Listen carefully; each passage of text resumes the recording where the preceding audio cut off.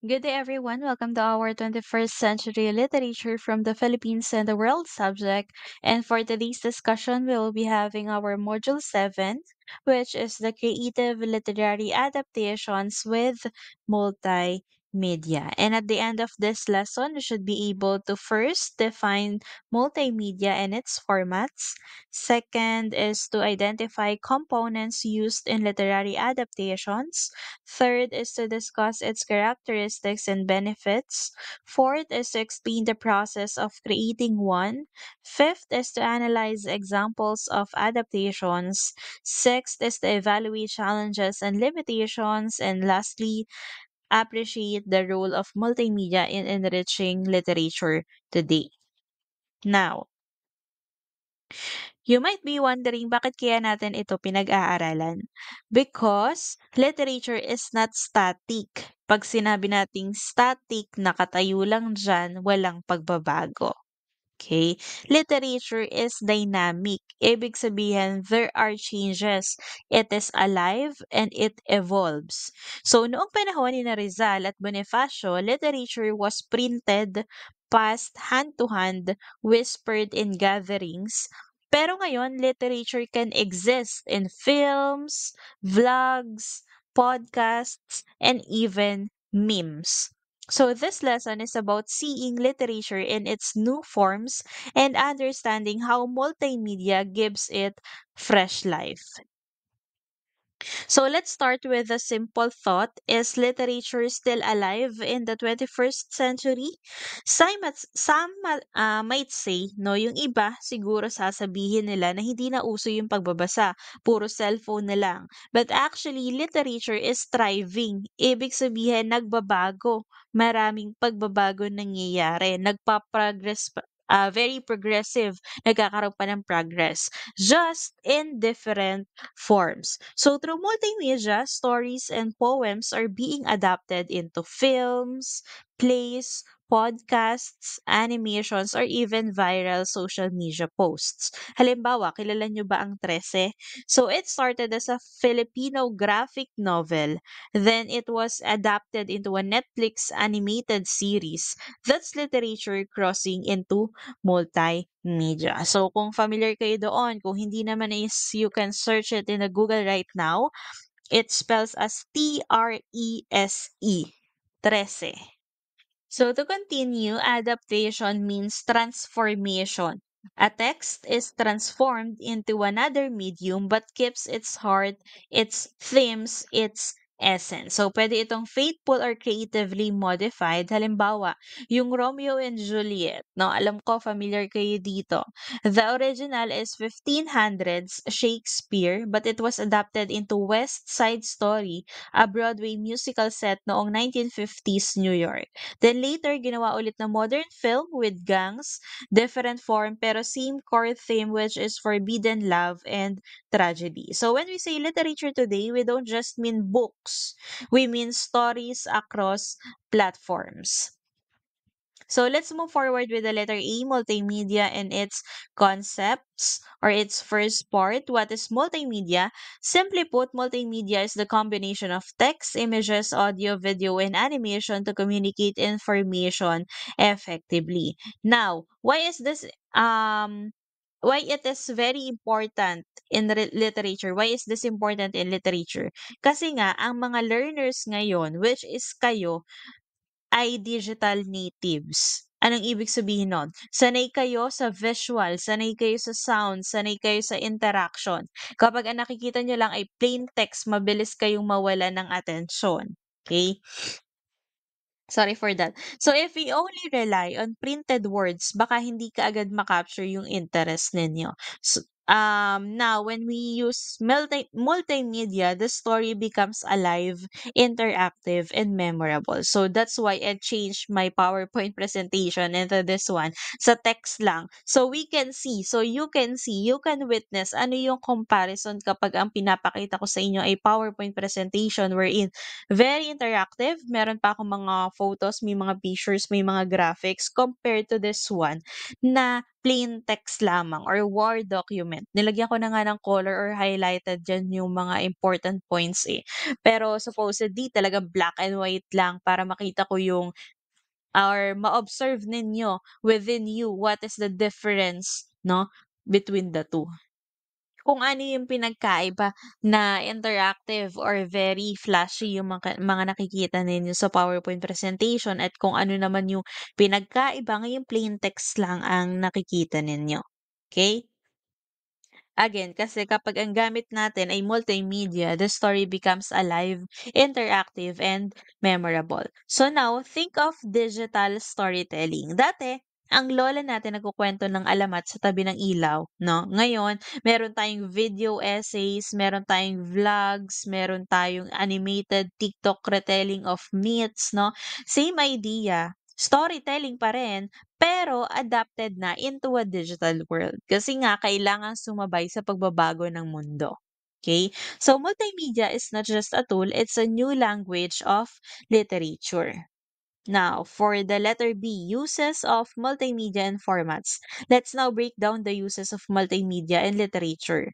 The first one is audiobooks. So, these are perfect for learners of another language. So, kung nahihirapan ka sa English, mas madali kung may audio version with tone and emotion. Next, we have music and songs. Ito naman ay we connect stories with emotions and culture. So, think of protest songs, para siyang poetry with melody, or love songs, which are basically modern poems set to music. Next, we have film and video clips. So, dito naman it bring characters and settings to life. For example, Noli Metangere at El Filibusterismo na ginawang movies, TV dramas, at saka musicals. Next, we have interactive media. These are apps and games where you participate in the story. For example, yung mga choose your own adventure games, no, yung mga inspired by books. Now we have multimedia formats. This can be first video, no? Yung mga movies, short films, mga video essays, and then next is the animation. It could be cartoons, anime versions of myths. Next, we have text. Ito naman yung mga interactive e-books, no? Naalala ko nung nauso yung mga e-book, no, hindi pa nun naki-create ang Diary ng Pangit movie, wala pang kahit anong Wattpad movie na naki-create nun. Nagbabasa pa lang kami through phones, mga e-book pa ang tawag. And then also in text, we have subtitles, captions, and then the next one for images, we have comics, graphic novels, and illustrations. Pagpasensyahan niyo na ang aking boses dahil ako'y inuubo at sinisipon kaya medyo ah, kung mapapansin niyo hindi very clear ang pagbanggit ko. And alam niyo naman ang feeling kapag, inuubo at sinisipon medyo garagal ang, boses ang lalamunan. So, sorry for that and thank you for understanding. Okay, so next we have audio. Sa audio naman, nandito yung spoken poetry, mga dramatized readings, no, mga podcasts na very uso na ngayon, no. Mga tao hindi na lang sila nakafocus sa mga YouTube content. Minsan, ayaw na nila there are people na there are cases na ayaw na nila may pinapanood, gusto na lang naririnig, no. For example, nabiyahe ka sa bus, you just want to close your eyes and just listen to things, ayaw mo ng music, gusto mo yung mga may pinag-uusapan tungkol sa particular na bagay, na sitwasyon, na topic, 'no, that could be podcast. And for the conclusion of the multimedia formats, 'no, lagi ninyong iisipin na kung gagawa kayo ng adaptation project, pwede niyong piliin kahit alin dito sa mga nabanggit ko.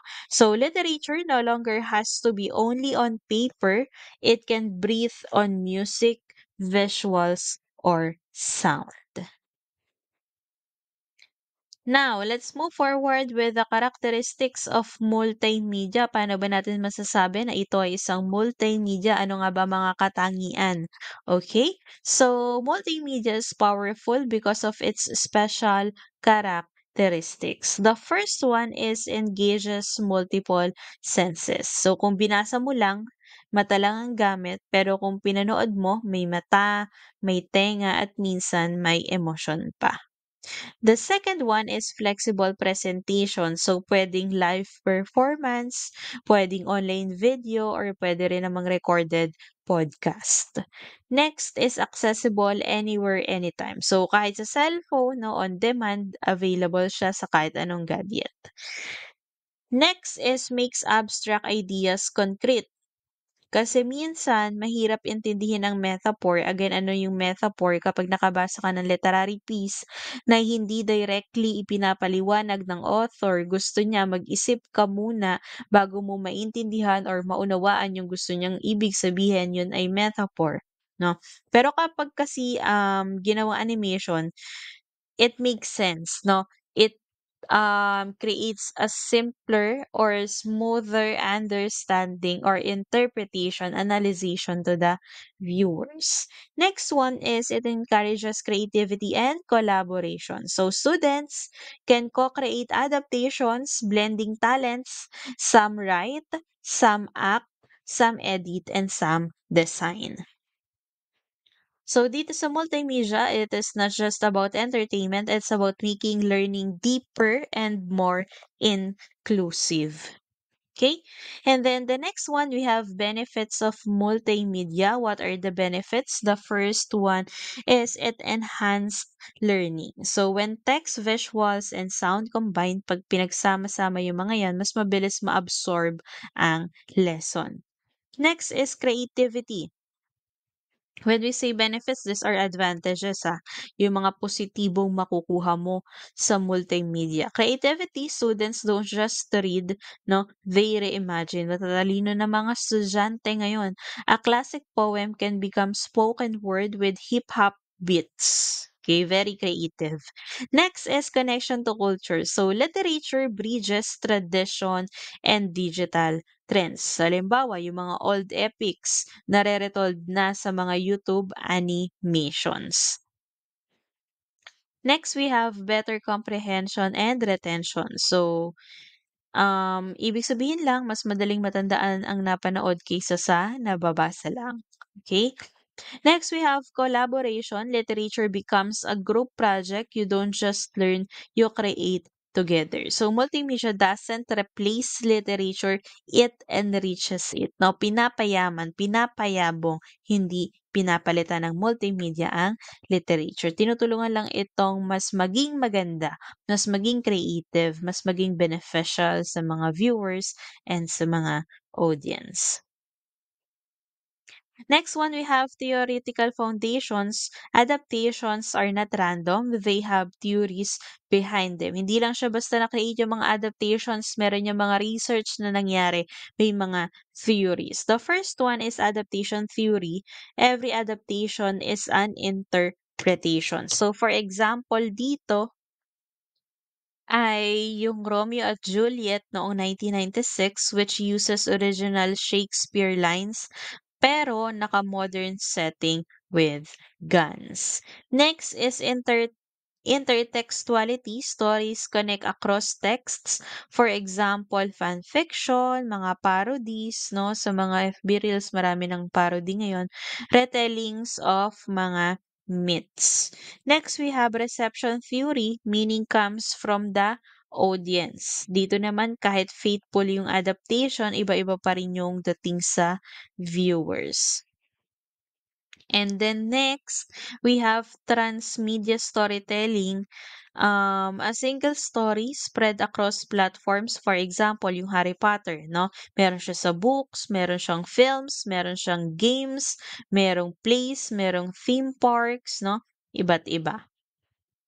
Yun yung transmedia storytelling. So, adaptation is not about copying. It is about expanding meaning, creating bridges, and inviting interpretation.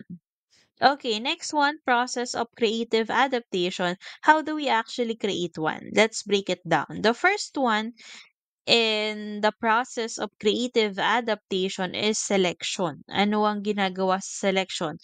You just have to choose a text. Pili ka kung poem, pili ka kung short story, pili ka kung novel, o pili ka kung myth. Okay? Step 2, analysis. You have to study its themes, characters, cultural context. Step 3 is reimagination. You have to decide how will I retell it? Paano ko ikukwento? Will it be a short film o kaya naman ay podcast o di kaya ay modernized skit? Step 4 ay production. Create the multimedia adaptation. Magsisimula yan sa script writing, magkakaroon ng recording, magkakaroon ng editing, ng acting, ng drawing. Okay, that's the production. And then step 5, we have presentation. Ano naman ang meron sa presentation? You have, of course, to share it with an audience. Okay? Pwede sa classroom, pwede online, pwede sa stage, pwede sa theater, kung anong gusto mong paraan ng presentation or kung anong mode ng presentation gusto mong ipakita yung creative adaptation. Okay? And then lastly is reflection. You have to ask, did I stay true to the spirit? Did it connect with the audience? Yung originality, uniqueness, yung authenticity, nandoon pa rin ba kahit nagkaroon ako ng adaptation? Again, ang adaptation, for example, nagsimula siya sa libro, tapos gagawin mong films. Okay, gagawin mong plays, mga theater plays, okay?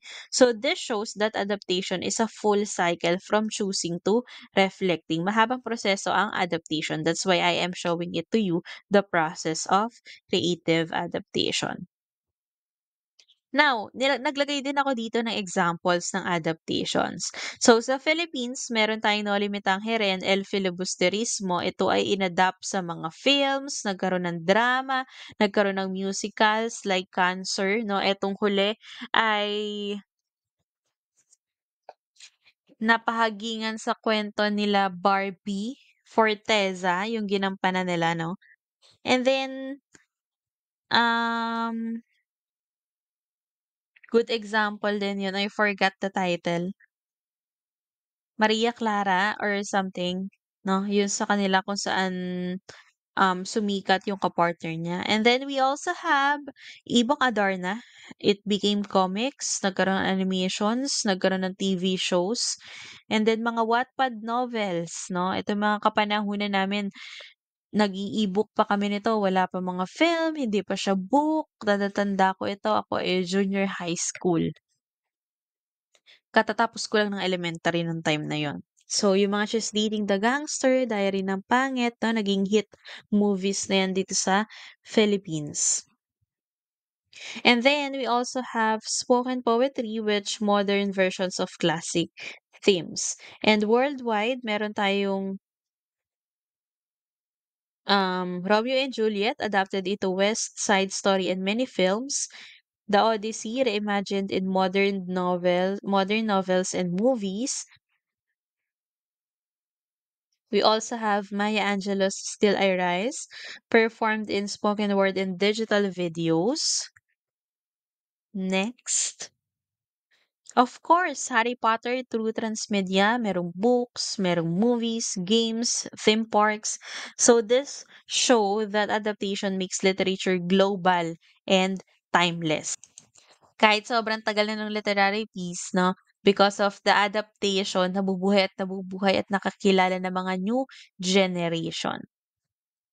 Next is the challenges and limitations, but of course, hindi siya smooth sailing kung merong positive, meron ding negative, and meron ding mga challenges.